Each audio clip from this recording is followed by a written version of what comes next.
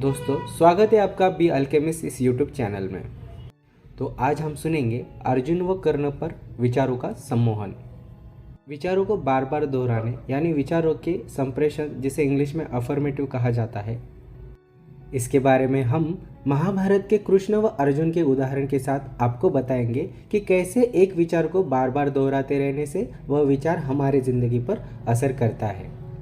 आज से अनजान कई लोग रोजाना नकारात्मक विचारों को बार बार सोचकर अपने जीवन को नर्क बना रहे हैं। तो सुनिए कैसे बार बार बुरे विचारों को सोचने से हमारे जीवन में भी बुरा असर होने लगता है। महाभारत में अर्जुन के सारथी भगवान श्री कृष्ण थे, जो उसे युद्ध की पूरी अवधि में यही संदेश दे रहे थे कि कौरवों की पराजय अवश्य होगी। अर्जुन, तुम महावीर हो, तुम कर्ण को मारने में अवश्य सफल रहोगे। तुम्हारे साथ सत्य की शक्ति है, परमात्मा की शक्ति है।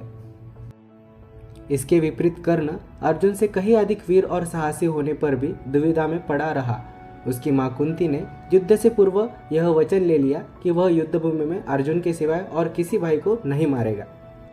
जीवन भर सारथी पुत्र कह जाने वाले महापराक्रमी कर्ण के मन में कितना द्वंद्व और दुख रहा होगा कि उसको जन्म देने वाली माता कुंती ने उसे अपना पुत्र स्वीकारा भी तो कब, जब वह अपने जीवन के सबसे भीषण और निर्णायक युद्ध महाभारत में कौरवों का सेनापति घोषित कर दिया गया। एक और अपने भाई और दूसरी ओर जीवन भर कठिनाइयों में साथ देने वाले मित्र का प्रेम, और उसने कर्तव्य का पालन के नाते दुर्योधन का साथ देने का ही निर्णय किया। सारथी पुत्र विशेषण से युक्त कर्ण के सेनापति बन जाने के बाद भी कोई प्रतिष्ठित राजा उसका सारथी नहीं बनना चाहता था, लेकिन दुर्योधन ने अपने दबाव से मद्र देश के राजा शल्य को उसका सारथी बनने के लिए विवश किया। और शल्य, जो नकुल तथा सहदेव पांडवों के सगे मामा थे, कभी नहीं चाहते थे कि कर्ण की अर्जुन पर विजय प्राप्त हो।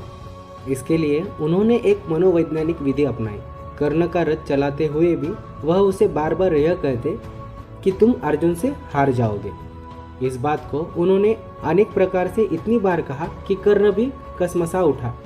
इस तरह एक और अर्जुन था, इसके साथ ही योगीराज कृष्ण, उसमें उत्साह, आत्मविश्वास और विजय के विचार तथा भावनाएं भर रहे थे। तो दूसरी ओर दुविधाग्रस्त कर्ण था, जिसके मन में शल्य, हीनता, हताशा तथा हार के विचार भर रहा था।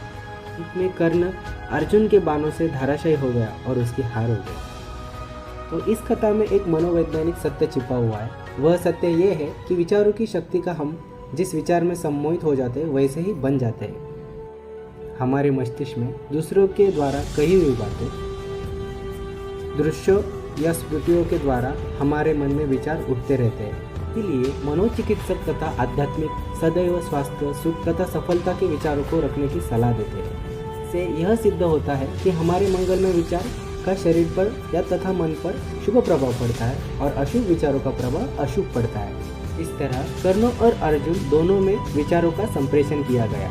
जिसको जिस विचार का संप्रेषण दिया गया उसके साथ वैसा ही हुआ। हम रोजाना अपनी जिंदगी के बारे में कैसे महसूस करते हैं, यही हमारे आने वाला कल का निर्माण करता है। इसीलिए हमेशा सकारात्मक रहे ताकि अपने जीवन में आने वाला पल आपको ढेर सारी प्रगति कराए। तो दोस्तों, ऐसी मोटिवेशनल स्टोरीज सुनने के लिए बी अल्केमिस्ट इस यूट्यूब चैनल को सब्सक्राइब कीजिए, अपने दोस्तों के साथ शेयर कीजिए। तो मिलते हैं ऐसी अगली वीडियो में, तब तक के लिए धन्यवाद।